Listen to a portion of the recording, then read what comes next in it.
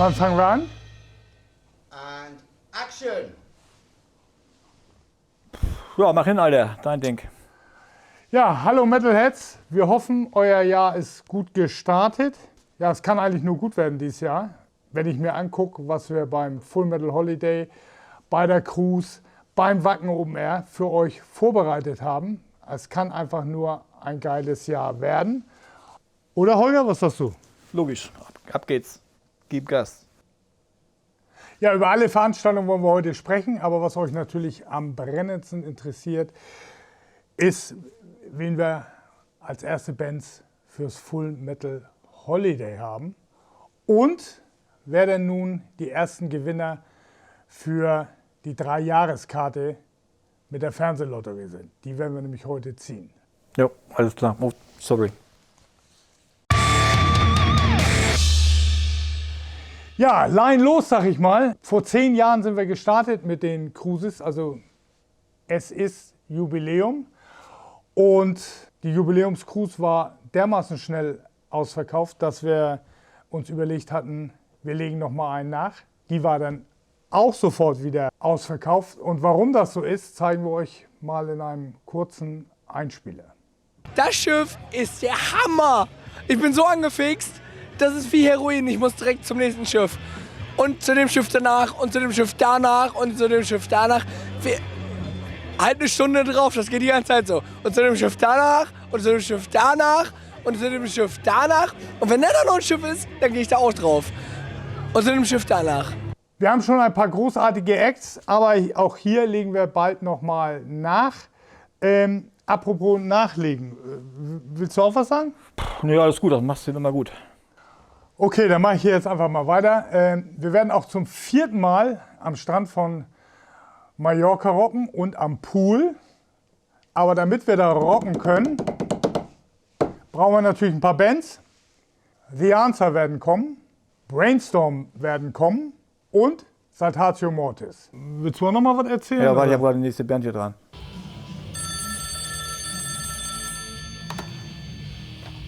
Hallo Tom hier. Moin, Holger hier, hallo. Hast du Bock, Full Metal Holiday zu spielen? Full Metal Holiday? Ja? Ah, super. Super geil. Sind wir auf jeden Fall gerne dabei mit so einem. Astral, freut mich. Geht klar. Aber wenig Geld. Ja, alles klar. Bist dabei. Jo, klappt. Ja, wer? Tom, unser Freund von Sodom. Sodom kommt auch noch. Danke, Tom. Wir sehen uns. Ciao. Ich weiß doch, was ich an ihm habe, wenn er mal was klappt. Manchmal. Und Dito.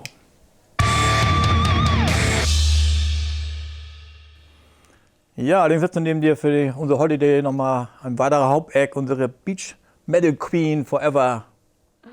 Wow! Ja, Oh, ja. ich freue mich auf den Full Metal Holiday. Haupteck auf dem Holiday und es gibt Schön. dieses Jahr ja einen Haufen zu feiern. Ne?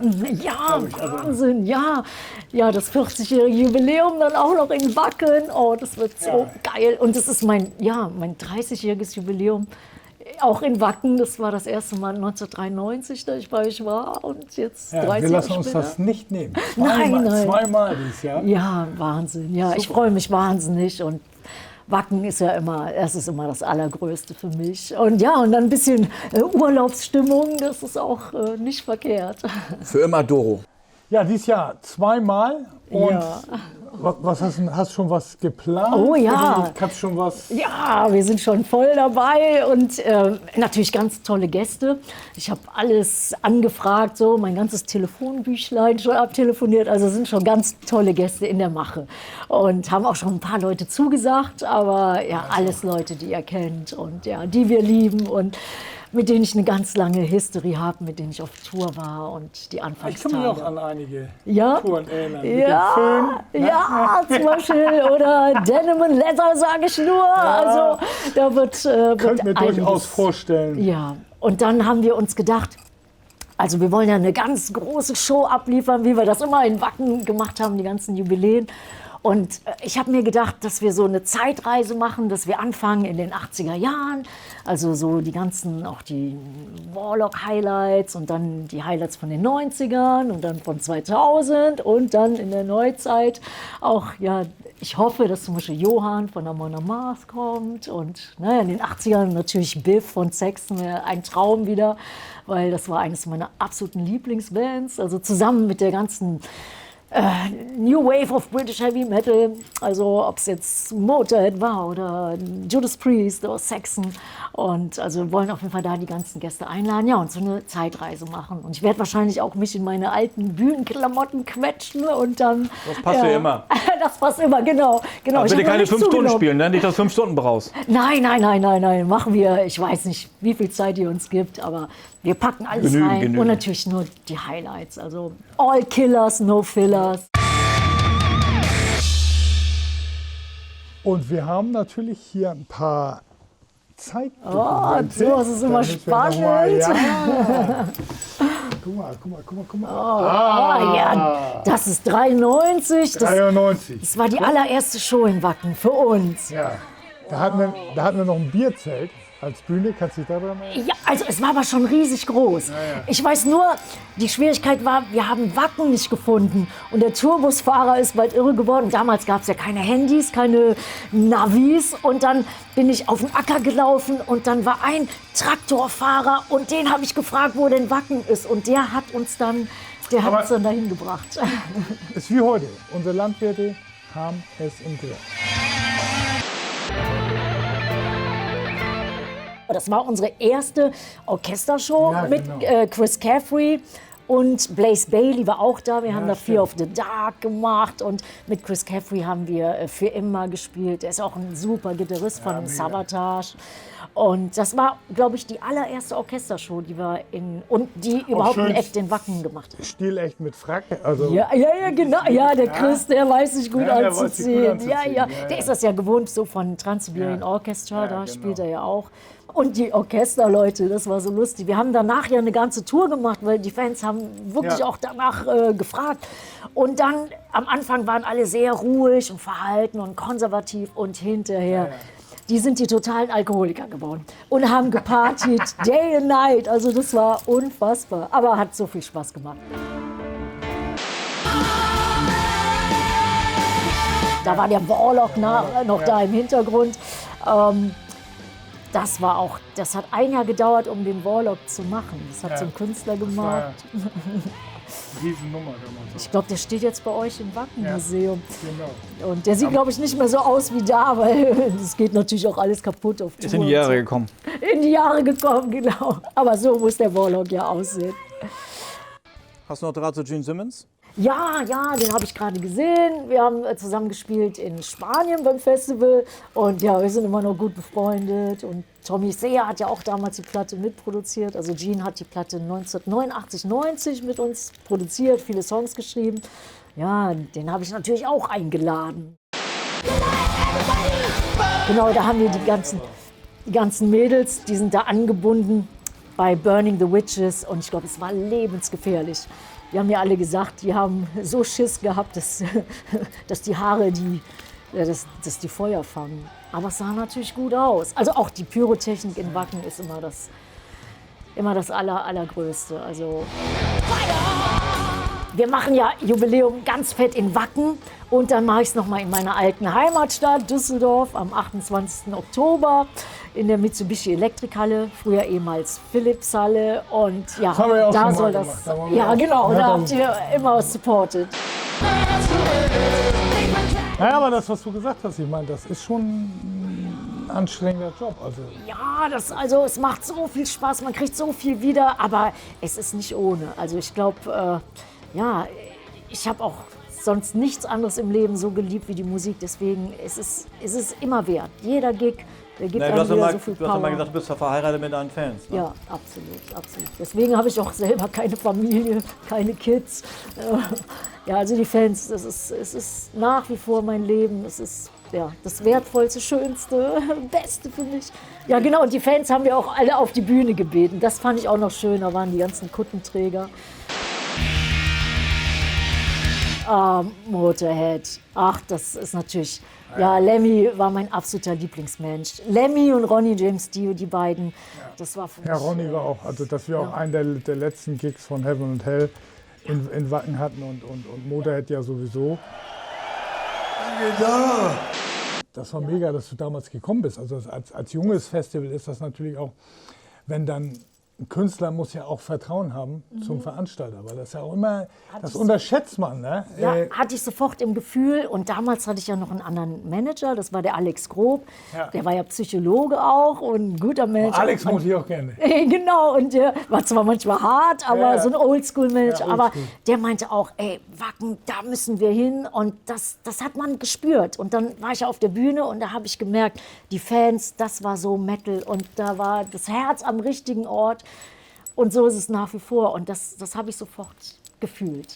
Ich meine, du hast ja jetzt auch die Foundation immer unterstützt. Oder wir Ja. haben jetzt letztes Jahr in Wacken nochmal so ein Format gemacht, Let Women Do the Talking. Das ist ja nun genau dein Thema. Ne? Also um auch zu zeigen, dass Frauen sich in dieser vermeintlichen Männerdomäne auch durchsetzen können. Ne? Absolut, absolut. Also ganz früher in den 80ern, da war, würde ich sagen, 99% männliche Fans. Aber jetzt ist es manchmal so Ja, fast es ist, 50-50.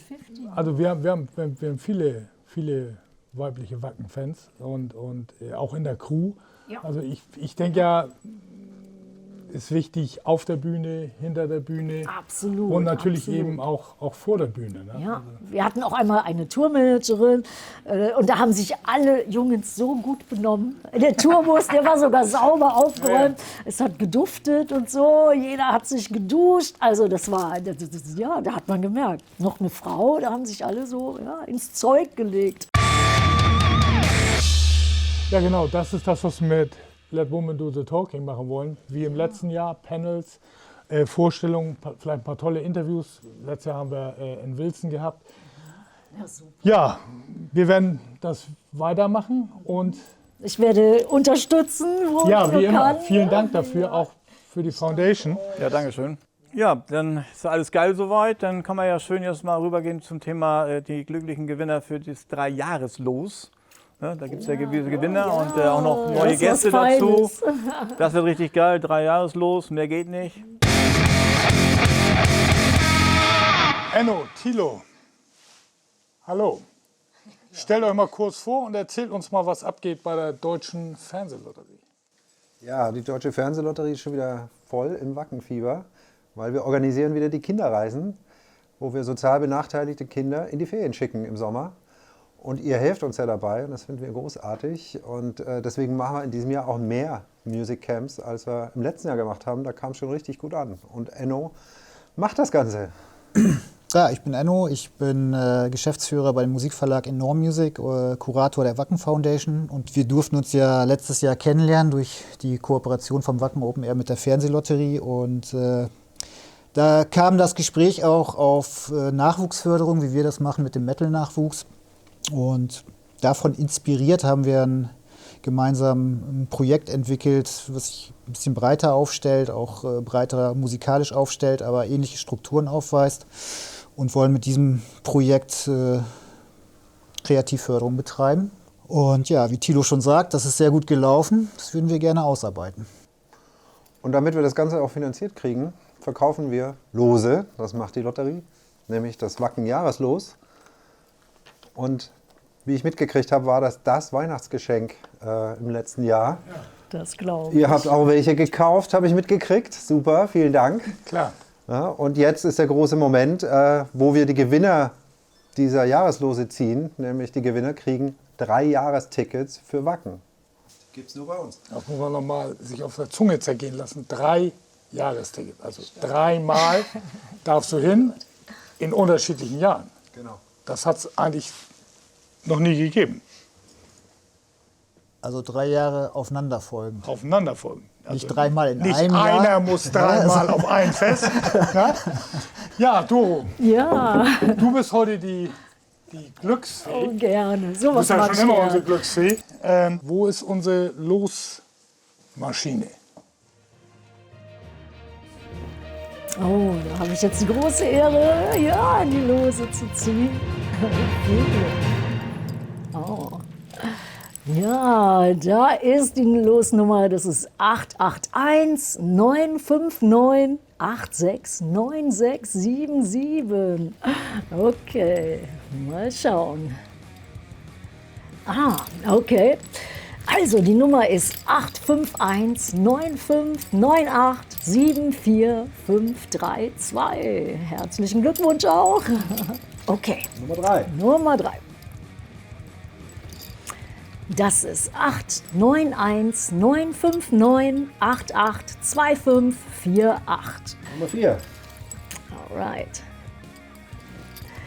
Das ist die Nummer 8119598655165.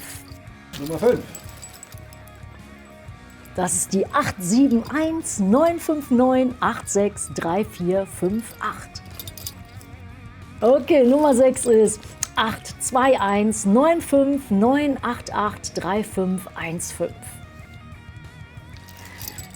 Und das ist die Nummer 8719598821119. Okay, das ist 8519598633924.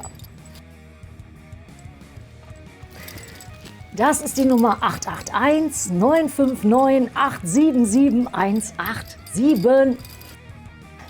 Last one, letzte Nummer.